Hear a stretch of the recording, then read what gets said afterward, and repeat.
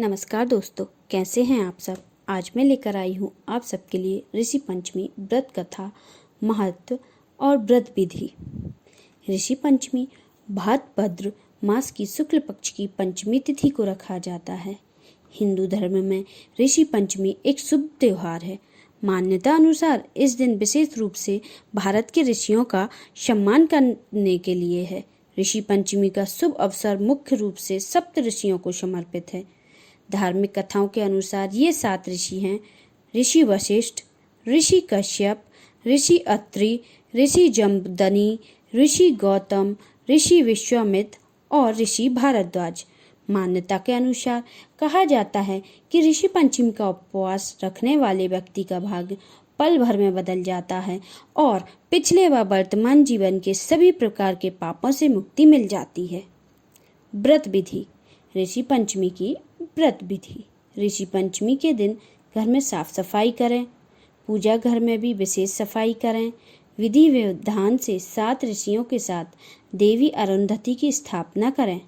सप्त ऋषियों की हल्दी, चंदन, पुष्प, अक्षत आदि से पूजन करें। पूरे विधि विधान से पूजा करने के बाद ऋषि पंचमी व्रत कथा सुनें। अंत में ब्राह्मणों को भोजन कराकर व्रत का उद्यापन करें। ऋषि पंचमी व्रत कथा। सतयुग में विदर्भ नगरी में शयनजित नामक राजा राज्य करते थे। वह ऋषियों के समान थे। उन्हीं के राज्य में एक कृषक सुमित्र था। उसकी पत्नी जयश्री अत्यंत पवित्रता थी। एक समय वर्षा ऋतु में जब उसकी पत्नी खेतों में काम करने लगी थी तो वह रजस्वला हो गई। उसको रजस्वला होने का पता लग गया। फिर वह खेतों में काम करने लगी।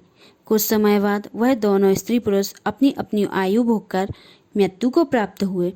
जयश्री तो कुतिया बनी और सुमित को रजस्वला स्त्री के संपर्क में आने के कारण बैल की योनि मिली।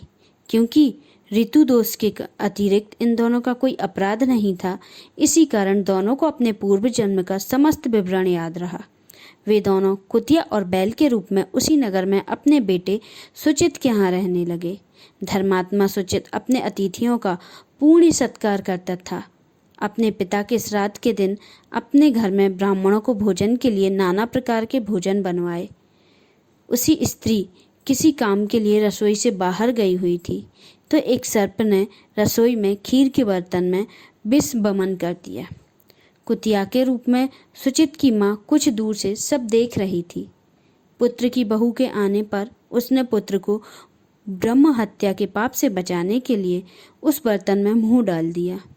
सुचित की पत्नी चंद्रवती से कुतिया का यह कृत्य देखा ना गया और उन्होंने चूल्हे में से जलती हुई लकड़ी निकालकर कुतिया को मारी।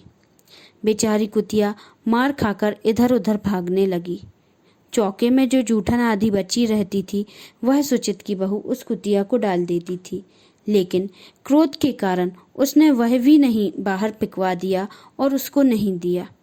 सब खाने का सामान फेंकवा कर बर्तन साफ करके दोबारा खाना बनाकर ब्राह्मणों को खिलाया। रात्रि के समय भूख से व्याकुल होकर वह कुतिया बैल के रूप में रह रहे अपने पूर्व पति के पास आकर बोली, हे स्वामी, आज जो मैं भूख से मरी जा रही हूँ। वैसे तो मेरा पुत्र मुझे रोज खाना देता था, लेकिन आज मुझे कुछ खाने को नहीं मिला है। सांप के विष वाले खीर के बर्तन को मैं अनेक ब्राह्मणों के हत्या के भय से छूकर उनके ना खाने योग्य कर दिया था। इसी कारण उसकी बहू ने मुझे मारा और खाने को भी नहीं दिया। तब वह बैल बोला, हे भद्रे, तेरे पापों के कारण तो मैं भी यह योनि में आ पड़ा हूँ और आज बोझा ढोते ढोते मेरी कमर टूट गई है। आज मैं भी खेत में दिन भर हल में जुता रहा। मेरे पुत्र ने आज मुझे भोजन भी नहीं दिया और मुझे मारा भी बहुत। मुझे इस प्रकार कष्ट देकर उसने इस श्राद्ध को निष्सफल कर दिया। अपने माता पिता की इन बातों को सुचित सुन रहा था।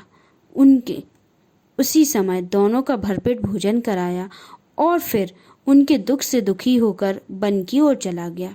वन में जाकर ऋषियों से पूछा, मेरे माता पिता को किन कर्मों के कारण इन नीच योनियों को प्राप्त हुए हैं और अब किस प्रकार से इनको छुटकारा मिल सकता है। तब सर्वतमा ऋषि बोले, तुम इनकी मुक्ति के लिए पत्नी सहित ऋषि पंचमी का व्रत धारण करो तथा इसका फल अपने माता पिता को दे दो। भाद्रपद महीने की शुक्ल पंचमी को मुख शुद्ध करके मध्याह्न में नदी के पवित्र स्नान में स्नान करना और नए रेशमी कपड़े पहनकर अरुंधति सहित सप्त ऋषियों का पूजन करना। इतना सुनकर सुचित अपने घर लौट आया और अपनी पत्नी सहित विधि विधान से पूजन व्रत किया। उनके पुण्य से माता पिता दोनों पशु योनि से छूट गए। इसलिए जो महिलाएं श्रद्धापूर्वक ऋषि पंचमी का व्रत करती हैं वह समस्त सांसारिक सुखों को भोगकर वैकुंठ को जाती हैं।